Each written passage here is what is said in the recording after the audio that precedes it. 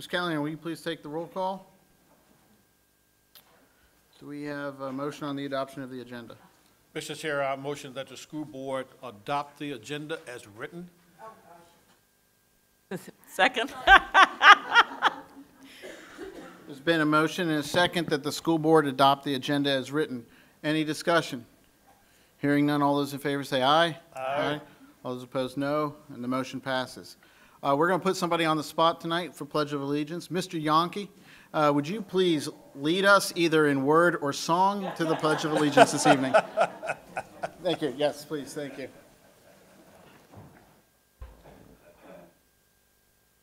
Allegiance to the flag of the United States of America and to the republic for which it stands, one nation under God, indivisible, with liberty and justice for all. Thank you very much.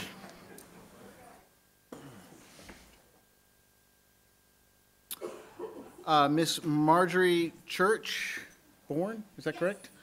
Will provide a brief presentation to the school board and present something to somebody sitting up here. Letting the anticipation build. So hello, and thank you all very much for having me here with you this evening. My name is Marjorie Church-Bourne, and I am so very happy and proud to be your contact here in Fauquier County for the American Heart Association and the American Stroke Association. And it is my great honor to congratulate Dr. Jack and the Fauquier County Schools on receiving our Full County with Heart 100% Participation Award.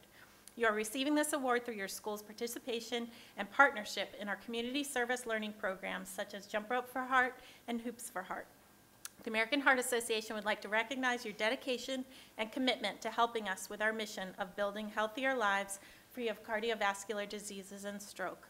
Heart disease is the leading cause of death among both men and women, and it is the second leading cause of death among children, second only to accidents.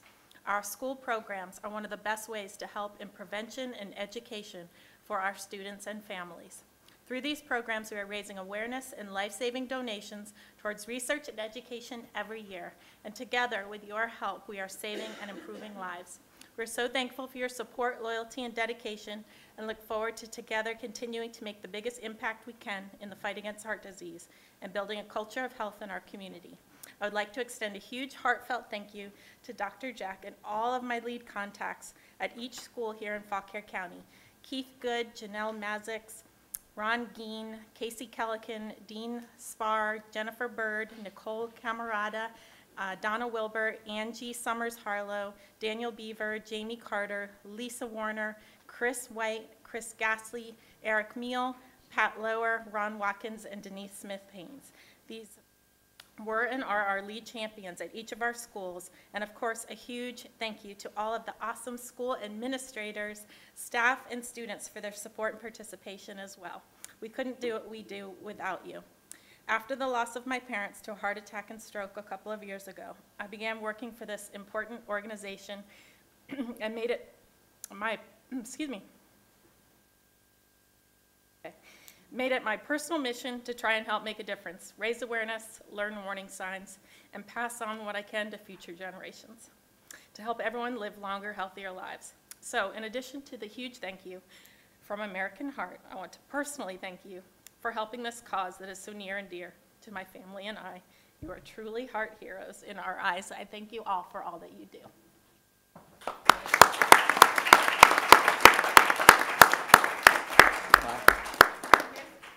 Pictures too to share with you. Here are some of the heart heroes from the county this past year. Your amazing teachers and principals and Dr. Jack, and these teachers just put all that they have. If you didn't see it, nice. So cute. That's Jen Crazy. Bird and the dog either. But your teachers are amazing, and your communities are amazing. So thank you all very, very much, and thank you, Dr. Jack. All right, thank you very much. Can I get a picture with you? Oh, absolutely. Okay. Ginger's going to take one. Yeah. Or just, you know, a mental picture. I was wondering what she was going up with. All right.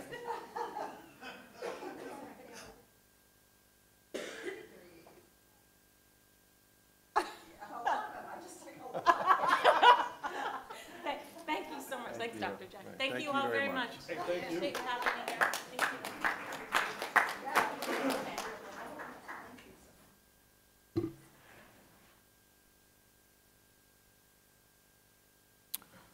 right, we'll move into our announcements at this time. There will be a Personnel Committee meeting on Thursday, October 13th at 8 a.m. in the School Administration Conference Room.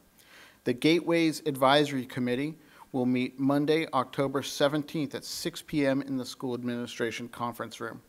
The Mountain Vista Governor School Governing Board will meet Thursday, October 20th at 8 a.m. in the Warren County School Board office. That may be a correction on that because we may end up canceling that Okay. due to a lack of issues, critical issues coming before the board. Great. Okay? The October 24th Chairman's Night and School Board Work Session are canceled, and that's because of what's coming up on that weekend, the 29th. There will be a Building Committee meeting Thursday, October 27th at 8:30 a.m. in the School Administration Conference Room. There will be a School Board Retreat Saturday, October 29th, mark it down, at 8:30 a.m. in the Path Foundation Conference Room located at 98 Alexandria Pike, Suite 43 in Warrenton, Virginia. Just a note about that, that the doors to that building may be locked. We will have somebody who will let you in for the public who wants to attend that.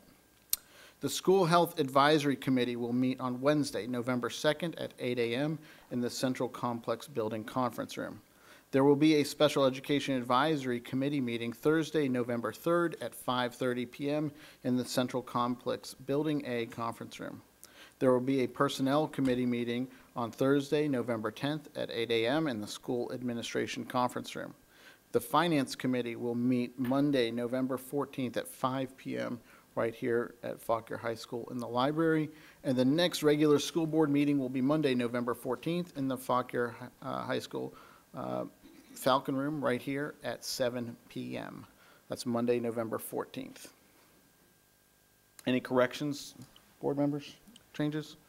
No? Okay. We're going to move into citizens' times. Community involvement is an important component of a successful school division, and the school board welcomes public input.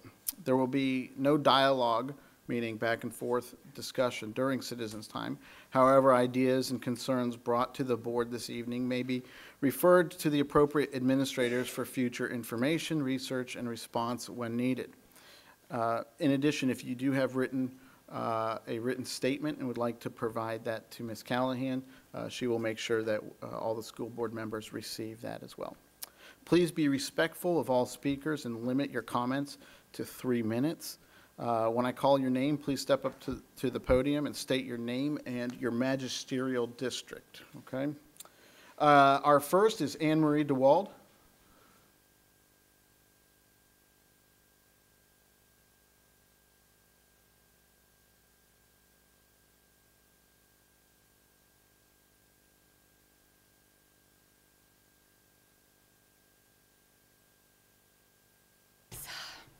So good evening, Mr. Gordon, school board members. I am Anne Marie DeWald. I'm from the Marshall District.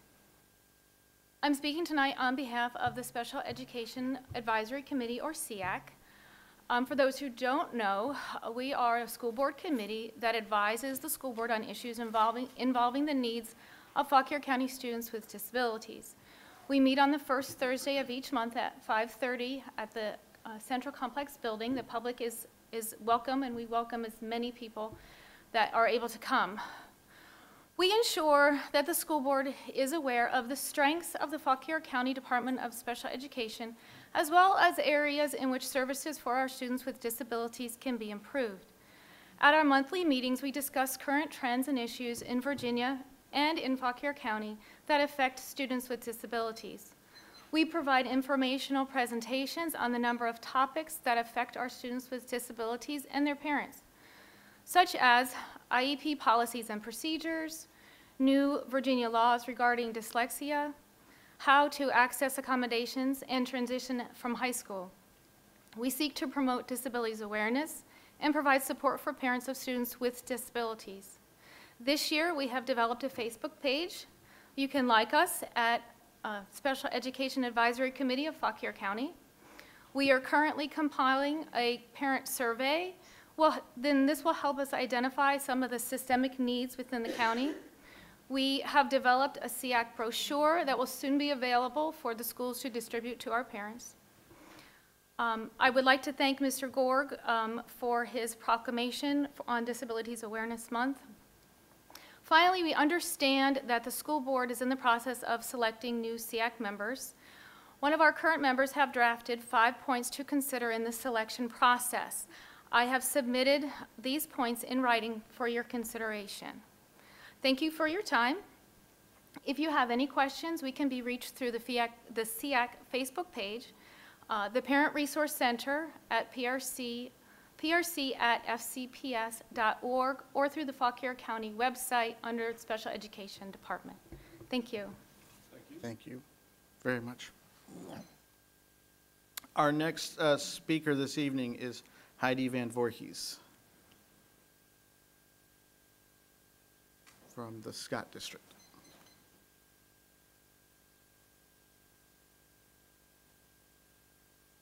I'd rather be having a root canal right now than doing this. So it's one of the things I hate doing most, but instead of sending you guys another faceless email, I know you've heard from me a lot, I will just do this in person. My name is Heidi Van Voorhees, and I live in Scott District in the Plains with my husband and 2 kids. As many of you know, this is my least favorite thing to do, and I can no longer sleep at night, and these children need your help, so I'm doing it. October is Disability Awareness Month. It's also Dyslexia Awareness Month, and I wish to God I had a much more positive thing to say here. I'm a positive person, so saying anything negative is pretty hard for me. We love our schools, our principals, our teachers. They've been amazing in many ways, and there's just something terribly, terribly wrong to cause what's going on. Fauquier County Public School System has failed my child and so many other kids like her. My child reached 6th grade, unable to read. She's now in 8th grade, and ever since the start of 3rd grade, we've been raising our hand for help. In elementary school, we were told she was fine. Just wait, she'll be fine. Didn't seem right, so we met with the principal, and nothing more than a parent volunteer was assigned to our child. She never hit a reading specialist or anything of the sort. By the start of middle school or 6th grade, our child was reading kindergarten level books for her 8 R points and failing it. And no one, no teacher, no administrator, no librarian found this odd or problematic, but we as parents sort of hit the ceiling. At our first child study meeting, we were told in not so many words she was lazy, she was not trying, she should read the books twice. We were given a list of things to do, like read to your child at night, which we had been doing since she was born, of course. After we spent thousands of our own money to have her tested, she was diagnosed with dyslexia by Dr. Muir, one of the most prominent educational psychologists on the East Coast. This is something no one at Fauquier had ever mentioned. We had a second, more horrendous child study meeting, and at this one, they looked at Dr. Muir's assessment and told us we basically, said our child was average and there were no problems to address. Then, get this, the head of special education at our school told us that she had a master's degree from UVA, and dyslexia is wildly overdiagnosed. Only 1% of kids maybe have it. Our child did not, and that the kids that truly have dyslexia can't read, write, and really can barely speak. Lastly, a couple weeks ago, I found out that testing had been done. The beginning of last year showed our 7th grader had started the year at an instructional reading level of 2nd grade and finished the year in that reading specialist class at an instructional reading level of 1st grade. So let me repeat that. Our middle schooler started at 2nd grade reading level and went down to 1st grade over the year. The system is broken. It is not working. Our dyslexic children are losing ground. They're slipping backwards. The site-based administration system by which we run our schools and therefore, reading programs and special education isn't working.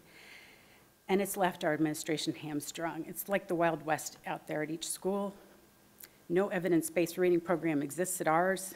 You 5 have the power to help lots of kids, and we're begging you to do the messy hard work of ending administration roadblocks to progress here and funding the dual need in both regular ed and special ed to have programs that work together. So the budget cycle is here, and we're asking, please, please help. Thank you very much. Is there anybody else that did not sign up yet that would like to speak? Great. Okay, thank you very much for taking the time to prepare remarks and come out on this evening. We really appreciate it, and your input is warmly welcomed by this board. We're going to move into reports. School members, board members may report on their liaison and committee activities. I'm going to start with Mr. Mason. Nothing this evening? Okay. Ms. Grove? My committees haven't met since we last went over this, but I would just like to give a shout out, congratulations to our students and staff. I think some pretty impressive numbers have come out in the last couple of weeks. Graduation rates and SAT scores and national merit scholars, and it's been pretty impressive, and we just want to say good job, and we know everybody's working hard, and we just want to recognize that. Ms. Sloan? You're skipping around. I was going to say the same thing. I had printed out, just since our last meeting, we had the SAT score information, SAT, globally recognized college admissions test, and we had a 23-point increase over last year and a 20-point increase over 2013-2014. I think that's what Ms. Grove was talking about. Those are really scores to be commended. When you look at comparisons across the Commonwealth and across the nation, we are showing some really high scores. And the SAT scores, I know that the students got very nervous. I had my own nephew taking the SATs, and very nervous, and came out, and we're so excited to see those scores across the county. So congratulations. Also, since our last meeting, we had students from Fauquier High School Automotive Technology Program took first place and fourth place in the Skills USA Auto Services. We had Justin Bean, Waddell Bourgeois, I hope I pronounced your name correct, Lee, Louis Bendeck, and Cody Hale took fourth place. And of course, we know our own Scott Freeman is Fauquier County Public School Automotive Technology Instructor at Fauquier High School. So congratulations to both of you. Very exciting news. Let's see, next week, Dr. Jeck and I will be at the Leading the Digital Transformation in Schools conference, and we've heard a lot about coding in the schools. I think we had a national or a countywide coding day last year that was really well received, and so this is just a really hot topic across not only Virginia, but across the nation. And we're going to be attending and trying to find out some of the best practices that are happening among our colleagues. And we'll be at the Chesterfield Career and Technical Center on the 18th of October. Really looking forward to that. I had a couple, sorry. I missed the last school board meeting. I wonder if you missed me. I missed all of you. I was at a Academic Leaders Summit for Southern Region leaders in North Carolina. We had leaders from Alabama, Arkansas, South Carolina, North Carolina, Georgia, Washington, D.C., which they do consider in the Southern region, for these academic leader conferences, and it was absolutely wonderful. And I have some notes that I hope I can share at the school board retreat with everybody about that.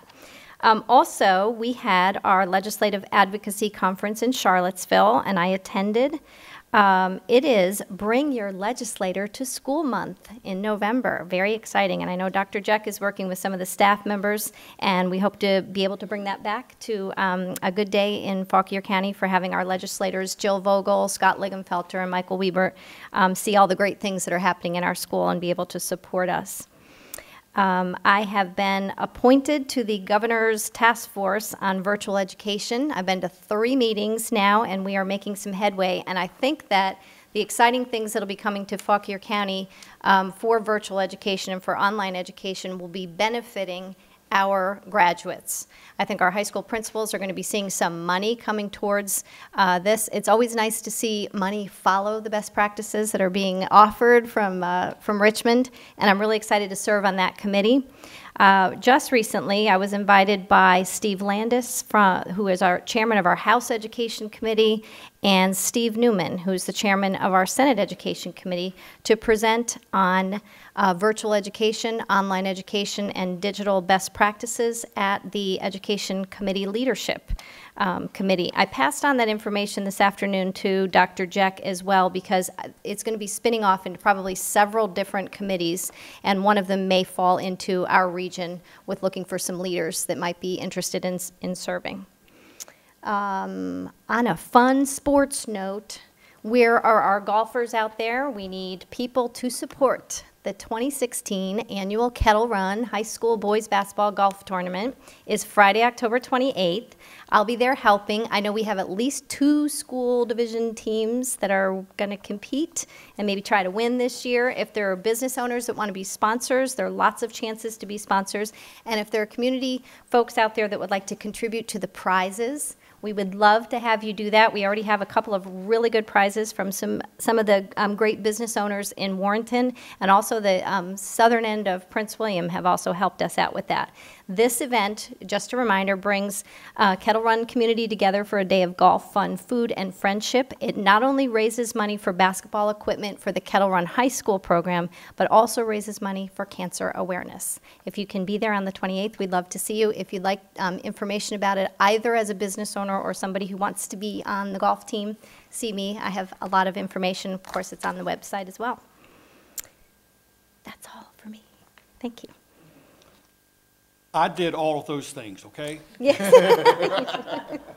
Busy traveling. No, seriously, the building committee did not meet last month, but I would like to say that next week I will be in Miami on an invitation from the Boys and Girls Clubs to attend a conference to talk about how school boards and Boys and Girls Clubs could come together and help enrich the after-school programs for our students. So I'm really looking forward to attending that conference next week. I'm glad it's next week instead of being this past week, right? Mm-hmm. Dr. Jack? I attended the Region 4 Superintendent's retreat recently, and it was daunting in that there was a great deal of information presented by the state superintendent regarding recommended SOQ funding levels that are going to be presented to the state, changes to the addition of ESSA and the termination of No Child Left Behind, which is good news to everybody. But the most important thing and the most interesting thing that came out of that meeting was the proposed graduation requirements that are going to the state school board in February, and they are a complete makeover in terms of what the state will require, beginning with the class of 2022. They are complete. It is a complete transformation. It's many of the things that we've been talking about, pining for, hoping for, and that will be, this is sort of phase 1 of the official process of getting those things approved, is the presentation of the state school board in February. But they're talking about things like, for example, instead of having 9 verified credits for an advanced diploma, we're only requiring 4. Wow. Which would leave lots of flexibility for full school systems to do more authentic assessment of students, performance-based assessment of students. And another thing that will be proposed is, instead of 140 clock hours in order to successfully complete a course, that there potentially may be no requirement, and that it's just based on mastery. Once the student perhaps has mastered subject matter and they're ready to move on, they move on. Wow. So, but a very large part of this course that I'm leaving out is the whole performance assessing, the new ways of assessing students that are much more project-based, authentic in terms of students actually showing what they're able to do. It's very different. Now, don't leave here thinking that this has happened and it's a done deal. It's not. It's far from a done deal. But it's very rewarding to us that those things that we've been talking about and hoping for are potentially going to happen. And I cannot say enough, I'll end with this, I can't say enough about Steve Staples, State Superintendent. He's just awesome, and he's so courageous and willing to go out and do some really courageous things and take risks. And one of the things he told us as superintendents that really just made me feel good inside was, you know, and you know what, if it doesn't work out perfectly and it's not exactly what you want in terms of assessment or the way we design curriculum, that's okay. You know, get it right the next time. who says that anymore? So it was exciting. It was a good meeting, but it blew my hair back a little bit, especially considering that, the person running the school division is leaving in January, Dr. Mitchell. Not the entire school division, but that whole instruction piece. So it's a little daunting, but we're going to be ready, and the state has promised quite a bit of staff development to prepare schools and school divisions for what's coming down the pike, and so we'll look forward to those opportunities and getting our folks prepared for what's coming down the pike. A whole lot of creativity went behind all of that. And I know those committees, Dr. Jeck, and I forgot, I did have a little piece there. They're trying to roll them out in small pieces. You remember when the SOL Innovation Committee, everyone was very excited about the reduction in the number of SOL tests, particularly for our third graders. But it was this idea that let's remember that we still need to have some assessments. So those performance-based assessments came out. And now, of course, and Fauquier County has been in full compliance with this, but as it rolls out next year, it looks like now you're going to be required to present to other divisions, and then in 2018, 2019, you'll have to partner with other divisions and have them score your performance-based assessments, which I found really interesting there, too. But they're rolling it out year by year, which I do appreciate Dr. Staples doing instead of throwing it all at once, which we know we've had in the past. Thanks. I'm going to leave most of my comments about our Finance Committee meeting till after Mr. Srestha does his report. I would like to comment on two things. Number one, I've been meeting with the current chairman of the SEAC committee about some of the procedural items and how advisory committees will work, and with our new policy that's been considered and approved, that we will how that will work with the SEAC committee, which has probably more robust public input and participation than most of the other advisory committees. And that's been a fruitful and productive discussion. And we look forward to that survey. So that's one of those things that's coming out of that, is advisement on survey questions and how a survey could be conducted. I also want to report on the middle school program. Ms. Bourne, our next full committee meeting is on, and I would pull, October 27th, when the recommendations that came out of a meeting last week amongst representatives of that committee will be presented to the full committee. So there was a very small task force out of that committee that came up with those options and recommendations. So we look forward to that meeting. Yeah, the community. November 9th. November 9th is going to be the community dialogue, which comes out after the 27th when the committee comes back to meet. So that will be those are important dates for the community to remember. That will be right here at Fauquier High School in the cafeteria from 6 to 8 p.m. Okay. And also, speaking about tournaments and winning, I would just Oh, here we go. like to thank everybody who put on the chili cook-off and trivia contest, which many of us were allowed to participate in. And we must have seeded the questions in our group, because Dr. Jeck and our group, happened to answer the most correct questions. But it was a wonderful time, and hopefully raised a good amount of money for the Mountain Vista Governor's School. So, Duke. They beat us, okay? So thank you very much. But This time. yes, ongoing competition here. Any other reports, or we'll move into financial management report? Prashant, Mr. Srestha, who I will never pronounce that correctly, please come up and present the financial management report.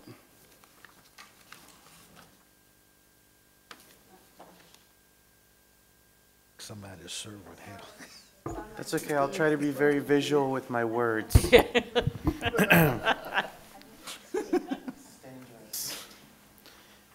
Good evening, Mr. Chairman, ladies and gentlemen of the board, Dr. Jeck. The Finance Committee has reviewed the financial report as of August 31st, and this will be a summary of that. I'll begin with discussing the school operating. Oh, there we go. Oh, yeah, because we can read that. Yeah, I got it. Yeah. The school operating budget, which is our main,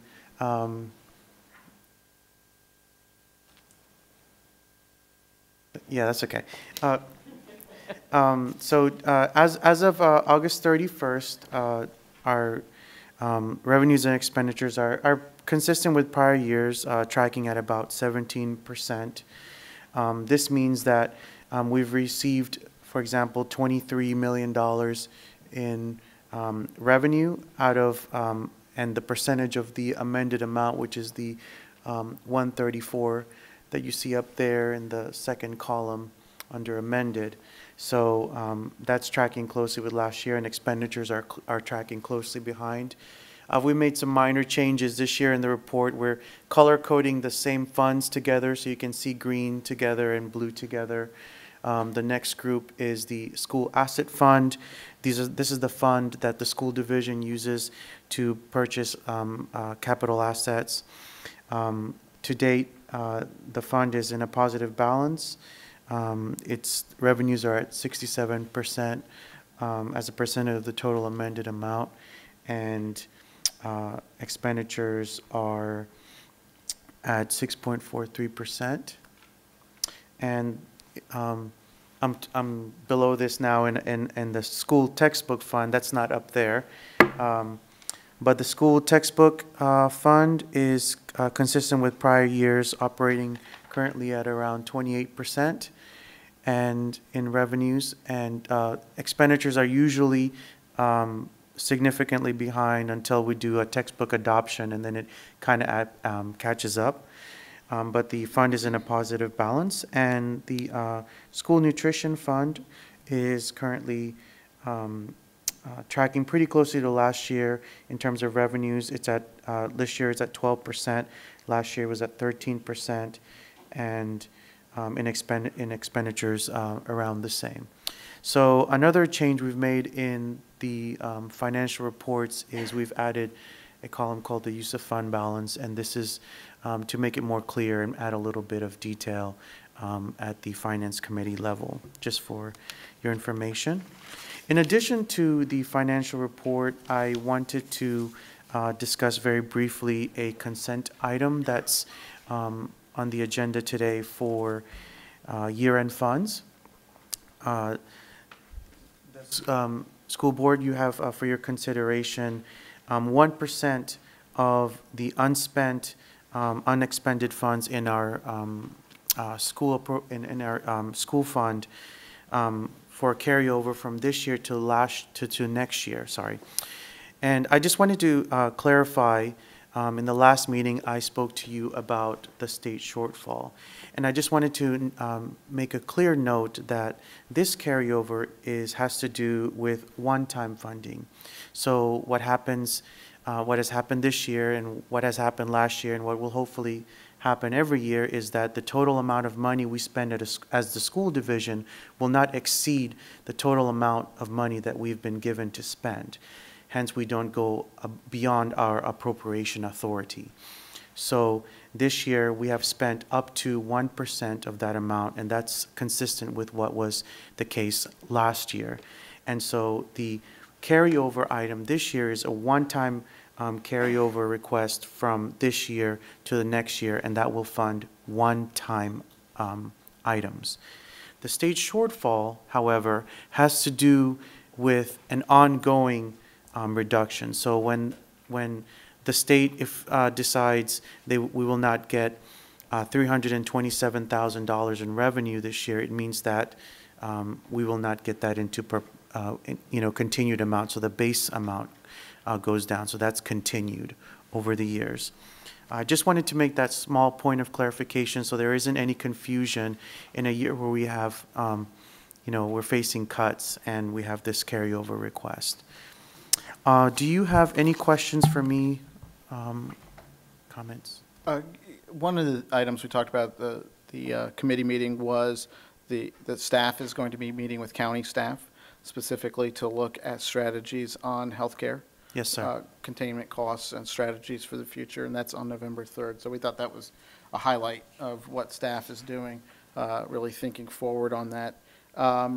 The other is that the Finance Committee, which is Ms. Sloan and myself, has endorsed and approves the carryover fund requests that are on consent agenda tonight. So those are two action items that came out of the Finance Committee. Third, we asked for an explanation about, how can you have a a reduction in revenues, yet at the same time be talking about carryover expenditure items, and the idea of not adding to the base, but we're working on the 327 is off the base. The 1.4 that we're looking to do carryover spending on are on one-time items that don't add to the base. So it was just important for us to make that clarification. I've been asked a couple questions about how can you make these justifications. So that was the reason. Thank you. Thank you, ladies and gentlemen. Ms. Wolf will present the Human Resources Department report.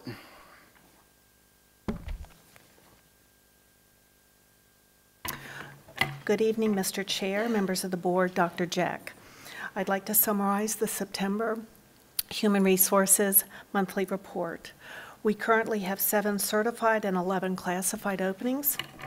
We attended the Quantico Job Fair on September the 10th. We have been visiting in all of the schools regularly. And as part of the strategic recruitment plan, we conducted stay interviews with our current school psychologists. Thank you. Are there any questions? None? No, I'm fine. Okay. Thank you very much.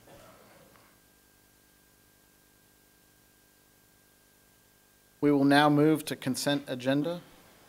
I'll move that the school board approve the minutes from the August 8th school board meeting, the August 22nd school board meeting and work session, and the September 26th school board meeting and work session.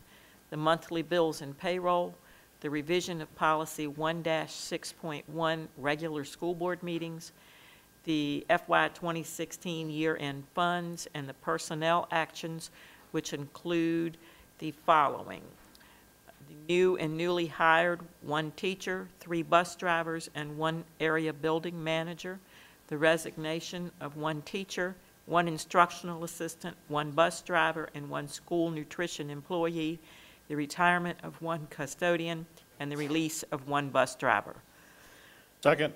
There's been a motion and a second that the board approve the consent agenda, which includes the minutes from the August 8th school board meeting, August 22nd school board meeting and work session, and the September 26th school board meeting and work session, monthly bills and payroll, the revision of policy 1-6.1, regular school board meetings, fiscal year 2016 year-end funds, personnel actions, which include the following: new and newly hired 1 teacher, 3 bus drivers, 1 area building manager, the resignation of 1 teacher, 1 instructional assistant, 1 bus driver, and 1 school nutrition employee, the retirement of 1 custodian, and the release of 1 bus driver. Any discussion?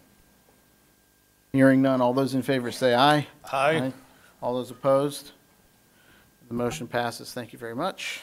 We will now move on to information items. Oh, actually, we have one other announcement to make as from our consent agenda. Mr. Chairman, it gives me great pleasure to introduce Brumfield Elementary School's new principal, longtime assistant. Well, I'm sorry, Julie. Don't read anything into that. You never know what you miss at these meetings. Kettle Run High School's longtime band director extraordinaire, who came to us from Rappahannock County. But Matt was the unanimous selection from the folks at Brumfield to fill the position of assistant principal, which was vacated by Jess Pollock, who's moved on to not to bigger and better things, but to bigger things anyway in Prince William County. So as is our tradition, new administrators always get the floor to make a few comments. So welcome, Mr. Yankee. Hey. Thank you. Thank you, Mr. Gorg, members of the school board. Appreciate the opportunity and your ultimate approval of this new venture in my life, and appreciate all the support from Kettle Run and with Principal Gannon's transition in the middle of the school year. But it's been great so far. I look forward to working hard for the kids and the community. So thank you very much. Okay. Congratulations.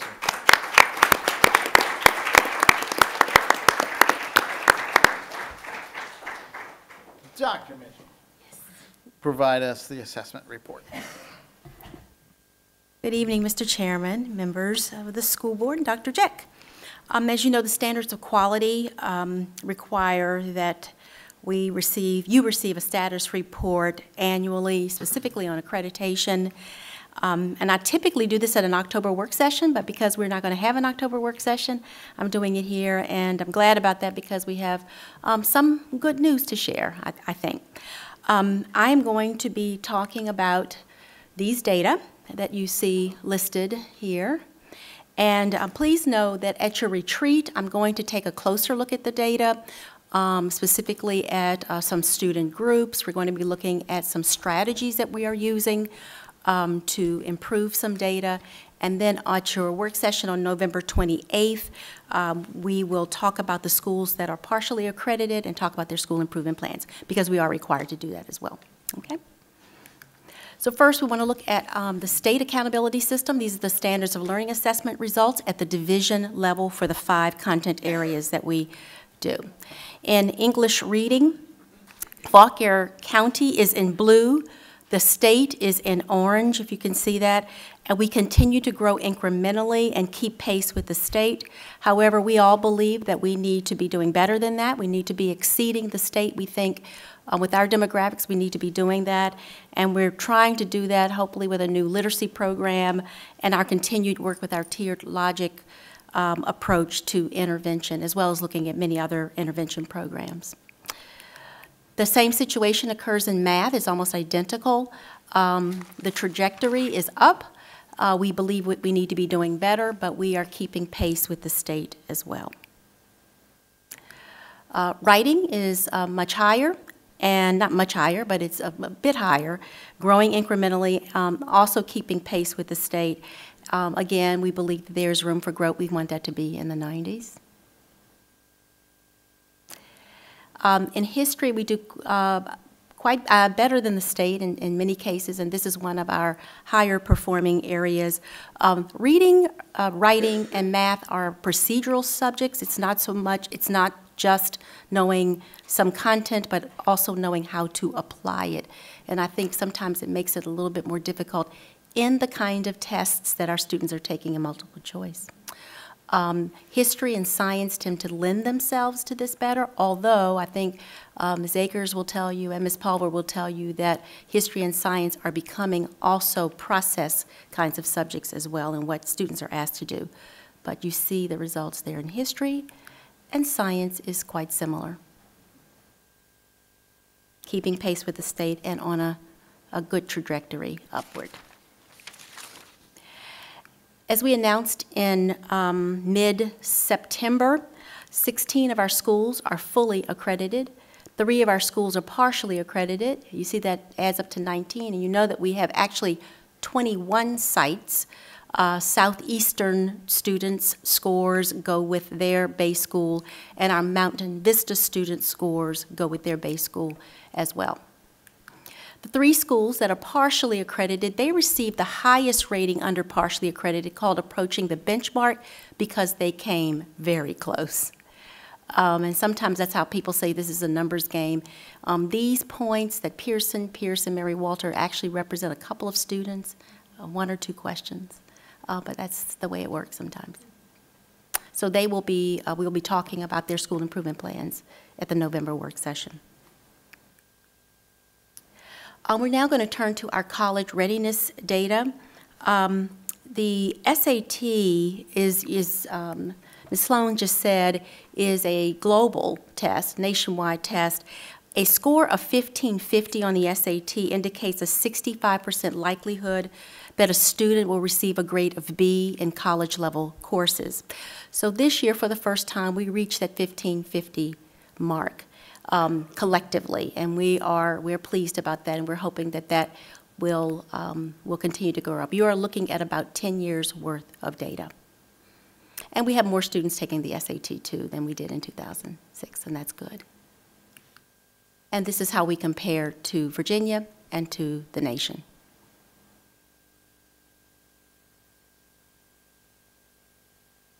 Have I lingered long enough for you? Okay, good. Just checking, just checking. We have about 200 of our seniors who take the ACT, as a sole test or in addition to the SAT. The ACT gives a benchmark, and that benchmark, the students, the ACT people say that students have a 50% chance of obtaining a B or higher in a first-year college course. So this is how we fare with that. Our students reach the benchmark is in purple for that B or higher, and we meet or exceed that. This just represents about, I think it's 196 students. And in those courses, for instance, the science really represents a first-year biology course. The reading represents a first-year humanities course. The math is a college-level algebra course. And the writing is English composition. Can I just ask a question? At what level of education, are these juniors or seniors mostly on ACT? Seniors. Seniors on ACT. Uh-huh. Okay, thank you.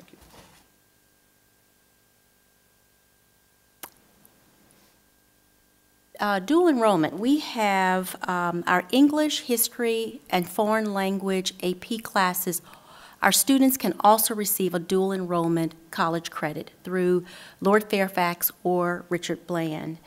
And in this area, we are climbing in the number of students. I really wanted to find the data for about 6 years ago because it's really grown, but we have 932 student seats in dual enrollment. That means that they are getting college credit for that.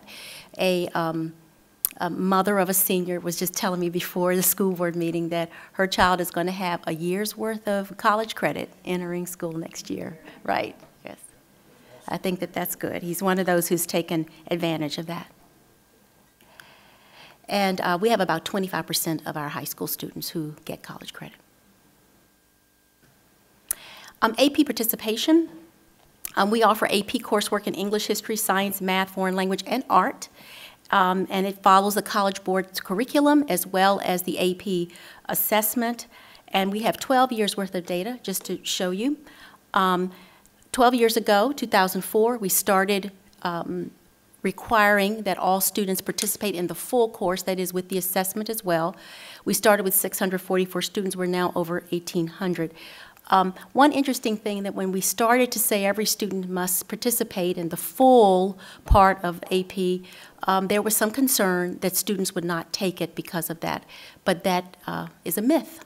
That did not bear out. We have, that's over a 300%, almost a 300% increase with that. The other statement that was made when we started this is that, you know, when you say more students should be reaching at a higher level, the associated statement is, therefore, you need to expect that your scores are going to go down, that they will not perform at a higher level because you're letting more students in. So in 2004, we had about 34% of the students in AP classes who were scoring at the qualified level, and qualified means qualified to do college work. That's a 3. You can get 1, 2, 3, 4, 5 AP. So you would expect, based on that theory, that if we opened up AP, that qualified percentage would go down, 34 to 33, 32, et cetera. But here's where we are 12 years later. It has actually gone up. And this just shows you that when you have a commitment to say we're going to have high expectations for students, students will reach that level, your level of expectation. We're going for, we'd like to see 52% if we could, because that is where we would be based on when we never required the exam. And so that's a goal that we also have. We also have some CTE credentials in occupational competency, state licenses in cosmetology, workplace readiness certifications, and this is so important because this means jobs. Jobs for our students before college or after, and this number is growing. And some of this is growing because of some of our diploma requirements, but I believe it's also due to the great work that we're doing in CTE with our Pathways Fair and trying to encourage more students to participate in the CTE program. And finally, none of this matters if you don't get them to the finish line. All the tests, all the certifications, none of it matters if they just do not graduate. And we do. And it has grown over 8 years. and we are at our highest rate ever at 95%. Our special education population is actually higher than the whole number. It's about 96%. And this is not about test scores. This is about our attendance officers getting students to school, keeping our students engaged, having interesting electives, providing good buildings for them, having good counselors for them, having a good athletic program, because that's a motivation for students too. And all of that is about getting students to the finish line for that. So we just believe that it is because of our commitment to high expectations that they will reach it. And what we're lately finding out, it's just not that they're going to reach our expectations, but we're finding when you let them go, when you encourage them, they go beyond them. So that's it. Do you have any questions? I have a quick I'm sorry. Does anybody have a question? I'm sorry. No question. I was just Any comment? I was just going to make a comment about our CTE program. I've always said that our CTE programs are second to none. They are. And I am extremely proud of that program and all of the folks who participate in that program and lead the students. Truly tremendous. It's really wonderful. I don't know that if you were looking at national reports over the last 10 years where school divisions were reducing their CTE programs, exactly getting right. rid of them. We never did. Never thought did. about it. Yep. And that's due a lot to Sarah Fry's work and so many of the teachers and principals too. Any other questions? I just wanted to say quickly, it's also should be attributed somewhat to our alt-ed program. Our alt-ed program is very good. It's Absolutely. very flexible, and that makes a huge difference when you're trying to get kids who have struggled through school across that finish line. If you don't have a good alt-ed program that's flexible and that will meet the needs of students, you're in trouble, and that has a lot to do. Typically, the high schools get the accolades, and rightly so, for the really excellent graduation rates, but can't forget Southeastern, because they have a very unusual curriculum that's authentic assessment, project-based assessment, project-based curriculum, and they're getting those kids across the stage. That's really outstanding. Sure. And really, they're making the mark. I'm so glad you mentioned that too. I think they're going to be leading the whole performance assessment for us because they're actually doing it. All you have to do is go to graduation down there one time. You just see it. Yeah, you see it. Okay, thank you. Thank you so much. Wow.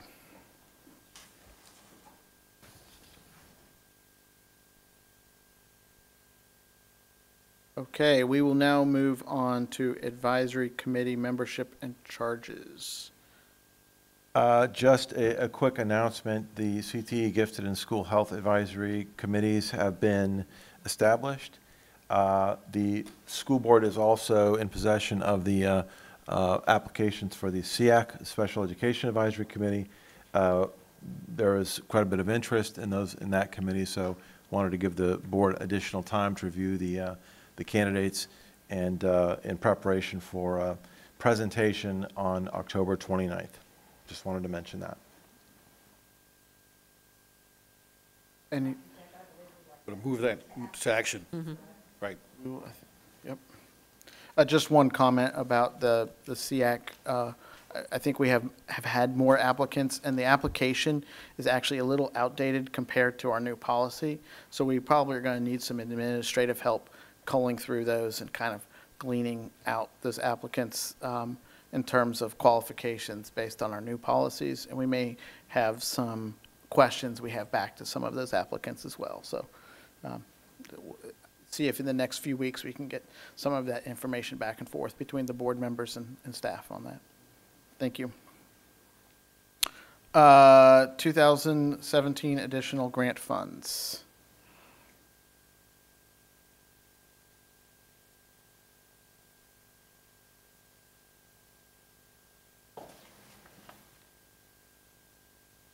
Good evening, ladies and gentlemen.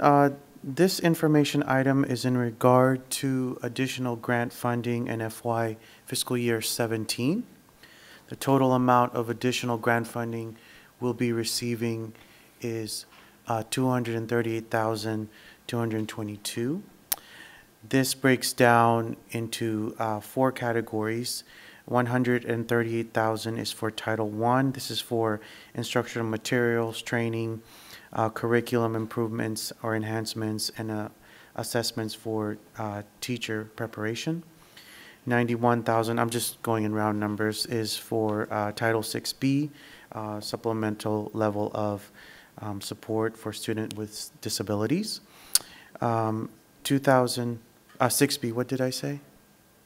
You said 6. I didn't mean to interrupt. Oh, sorry. Because this says 4. Oh, I'm sorry, that's a typo. Okay. Pardon me. Sorry, that's a typo.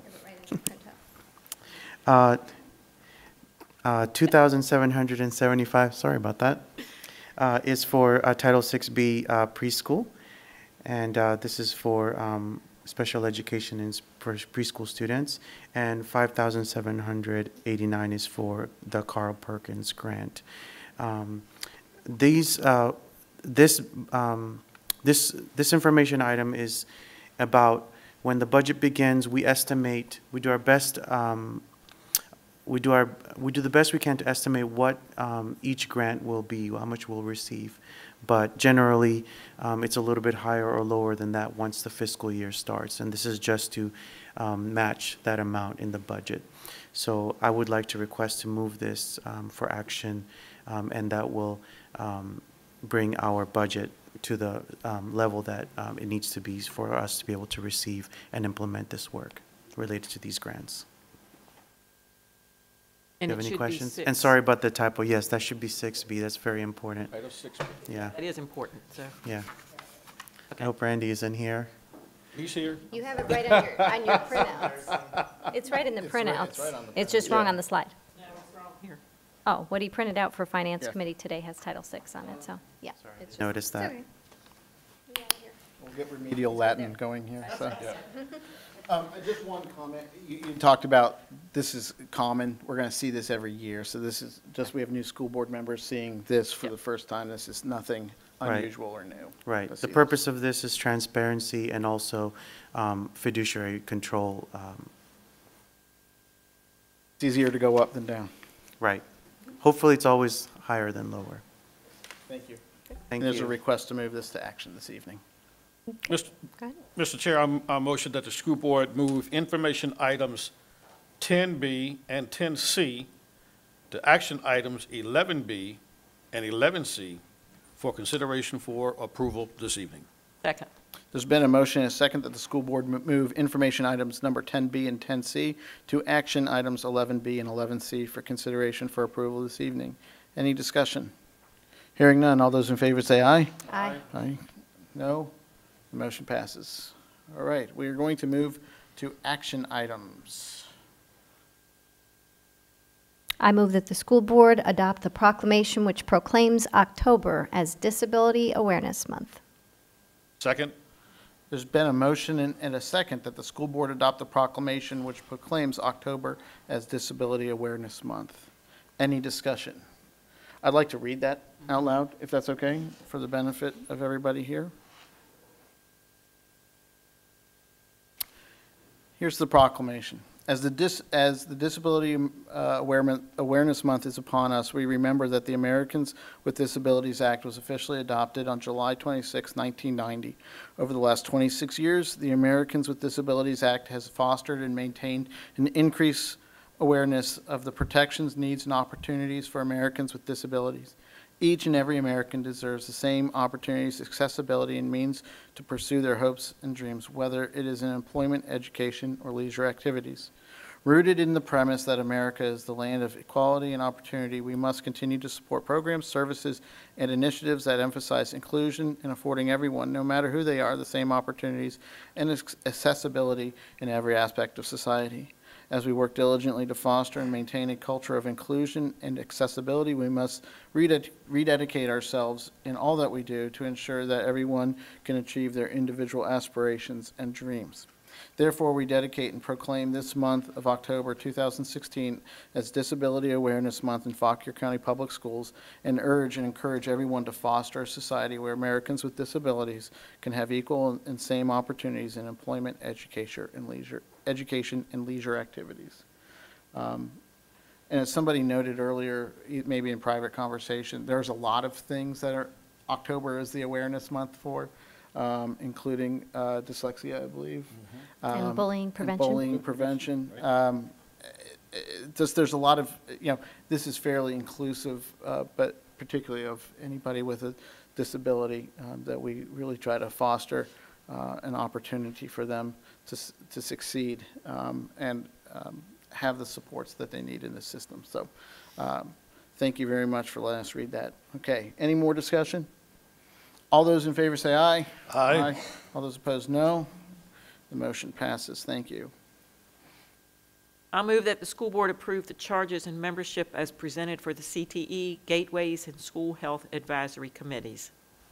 Second.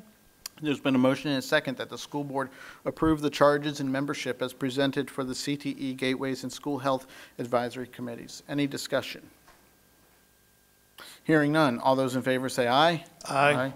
All those opposed, no. The motion passes.